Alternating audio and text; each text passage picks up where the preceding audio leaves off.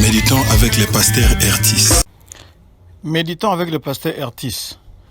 Vendredi 14 février 2020, nous méditons selon le programme de la Ligue pour la lecture de la Bible et nous utilisons le lecteur de la Bible qui a prévu Jean 9, 1 à 12. Pour approfondir cette méditation, quelques questions telles que: y a-t-il un exemple à suivre ou à ne pas suivre? Quelle vérité Dieu me révèle-t-il? Quel verset m'interpelle le plus? Pour ma prière, y a-t-il quelque chose que Dieu me montre dont j'ai à me repentir, auquel croire et obéir, pour lequel le remercier et le louer, pour lequel lui formuler ma demande? Dans ce texte, l'apôtre Jean, l'évangéliste Jean, nous parle de la guérison de l'aveugle né. Prions. Seigneur Dieu Tout-Puissant, merci de nous avoir envoyé Jésus-Christ qui te représente valablement. Personne n'a vu le Père, mais le Fils que tu avais envoyé nous l'a fait montrer, plein de gloire et de grâce, faisant toujours le bien partout où il passait. Bénis ce temps de méditation. Nous avons besoin de t'écouter, de te découvrir au travers de Jésus-Christ. Remplis-nous du Saint-Esprit, au nom de Jésus. Amen. Shalom, bien-aimés. Avant de démarrer, nous voulons rappeler le verset de la semaine. Le verset de la semaine signifie un verset ou quelques versets qu'on vous donne et vous avez la durée d'une semaine pour pouvoir le mémoriser. Alors, pour cette semaine, nous avons Jean 8, 11b, c'est-à-dire la deuxième partie de ce verset. Et Jésus lui dit: je ne te condamne pas non plus. Va et ne pêche plus. Jean 8, 11b.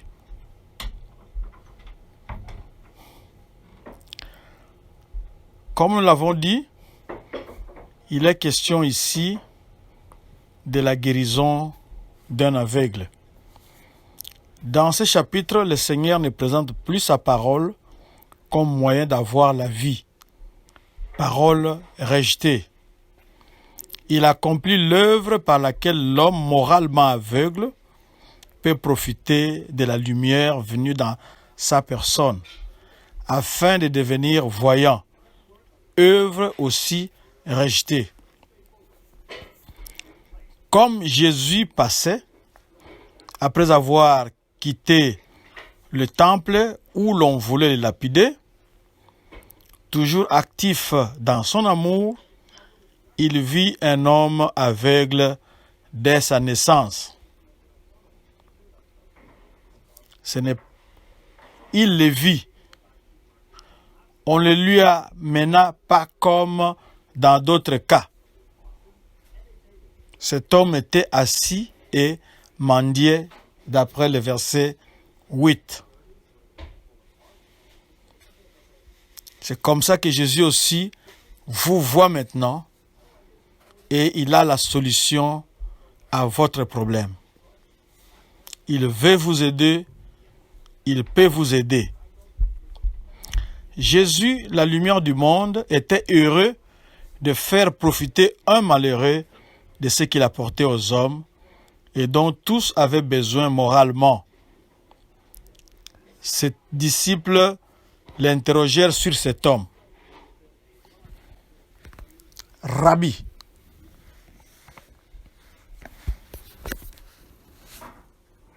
disent-ils, qui a péché, cet homme ou ses parents, pour qu'il soit né aveugle? Il pense au gouvernement de Dieu au milieu de son peuple, sous lequel le coupable porte dans ce monde les conséquences de ses fautes.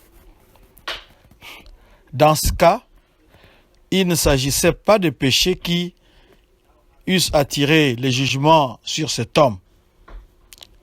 Il est simplement une figure de l'état d'aveuglement moral dans lequel l'homme se trouve dès sa naissance. Nul ne saurait voir comme Dieu voit.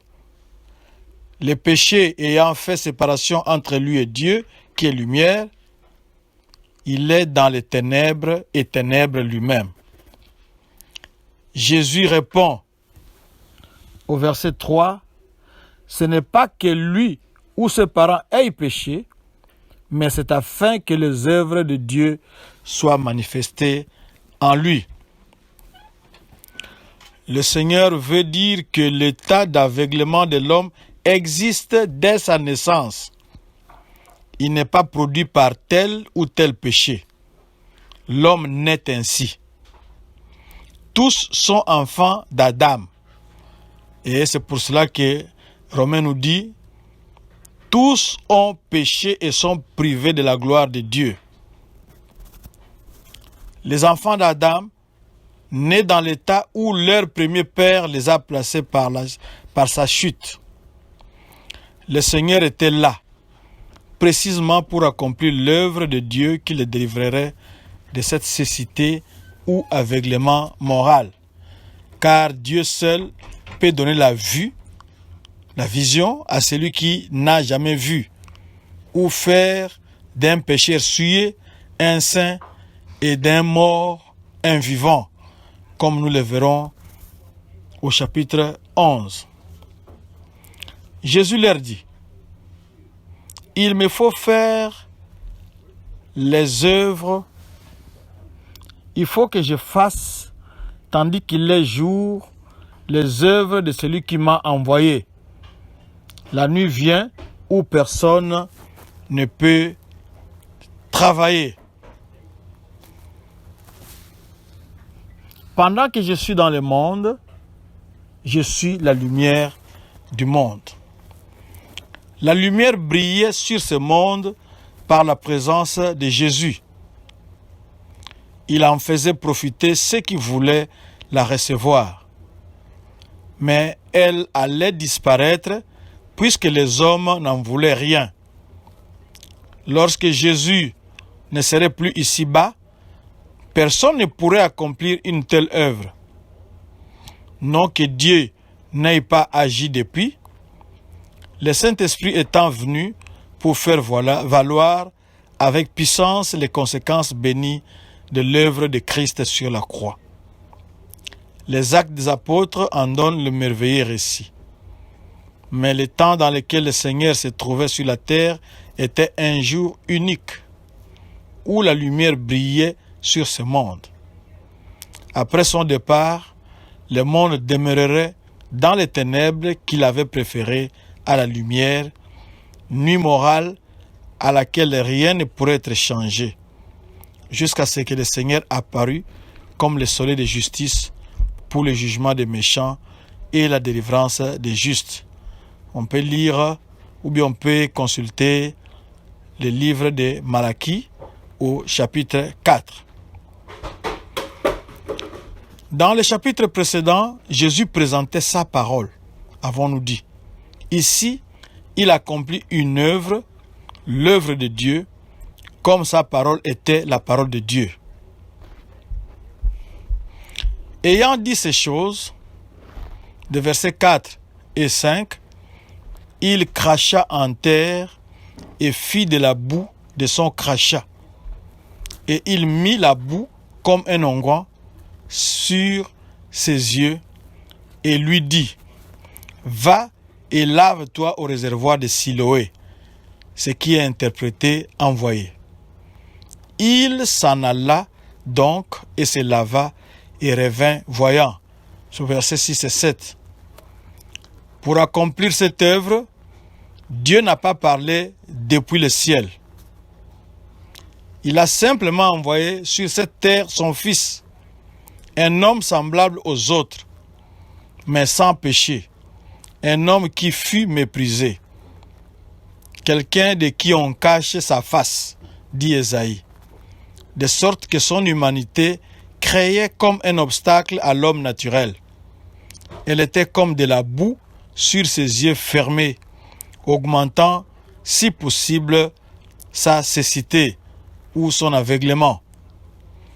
Cette boue formée de son crachat, ce qui venait de lui, vertu divine mélangée avec la terre, ce qui est humain, représentait l'humanité de Jésus.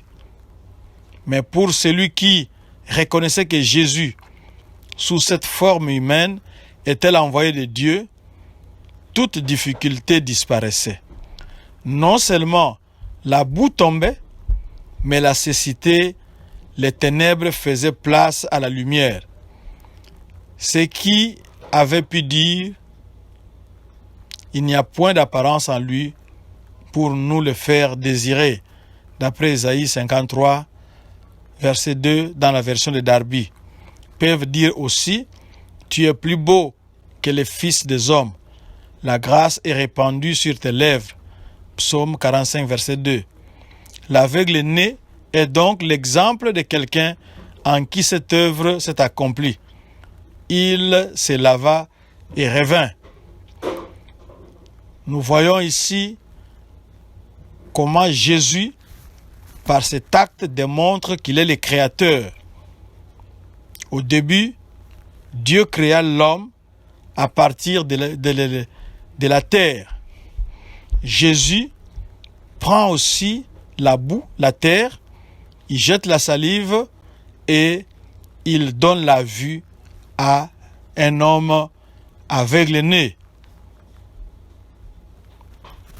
Ce récit est le parallèle de la guérison de l'homme que nous avons étudié au chapitre 5, qui avait passé 38 ans.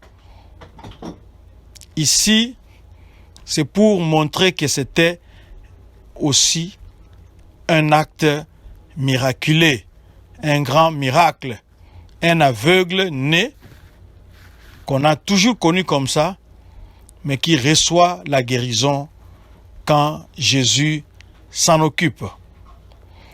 Combien la grâce de Dieu est merveilleuse. Elle a rendu simple pour chacun le seul moyen efficace qui fasse passer des ténèbres à la lumière les misérables aveugles nés que nous sommes tous par notre nature pécheresse. Pour Dieu, c'est le don de son propre Fils unique, dont que personne ne peut apprécier comme lui, mais qui sera pour tous les racheter les sujets d'adoration et de louanges éternelles. Un changement pareil, produit chez l'aveugle né, fait parler ses voisins et connaissances. Ce qui les frappe, c'est que précédemment, il était assis et mendiait. L'homme, dans son état naturel, est inactif pour Dieu. Et sans la connaissance de Dieu, il doit avoir recours à ses semblables pour tous ses besoins. Les uns pensent que c'est bien lui, d'autres qu'il lui ressemble. Lui leur dit, c'est moi-même. Parce que Jésus-Christ, il est le Dieu de en un instant, tout à coup, aussitôt il peut changer votre situation. En un tournement. C'est en lui qu'un tel changement s'est opéré. Il ne sera plus assis, il sera actif pour le Seigneur. Il ne mendiera plus.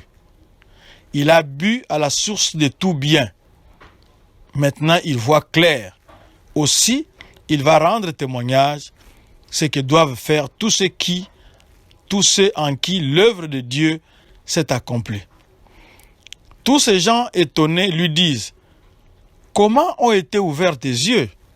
Il répondit et dit, « Un homme appelé Jésus, fit de la boue, oignit mes yeux et me dit, va à Siloé et lave-toi.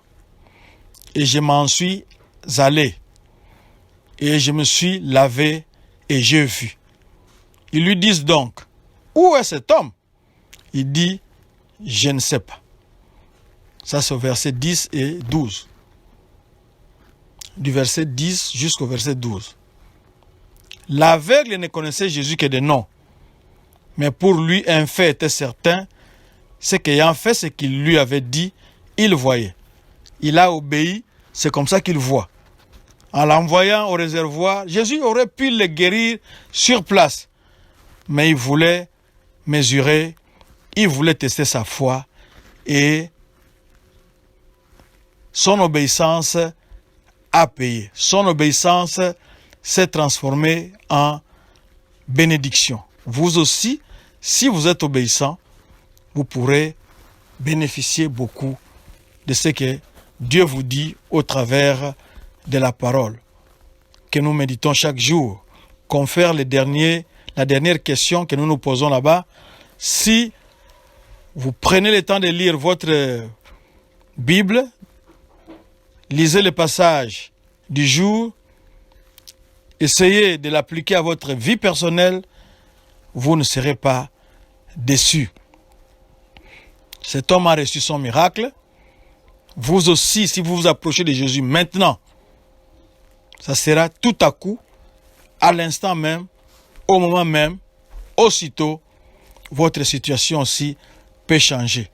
Parce que, tel que vous êtes là, sans Jésus-Christ, vous êtes aveugle. Vous ne voyez rien. Il faut que Jésus vous apporte sa lumière, que Jésus apporte sa lumière dans votre vie, dans votre voie, dans vos projets, pour que vous puissiez voir clair. Si c'est votre désir maintenant, prions. Seigneur Jésus, c'est votre prière ici, ce n'est pas la mienne. Je viens à toi.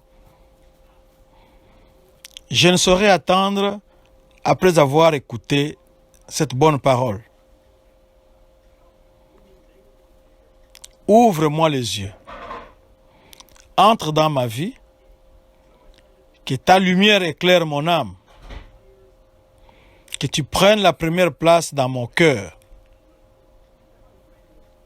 Pour que je puisse être une nouvelle créature et travailler pour toi comme l'aveugle que nous venons d'étudier.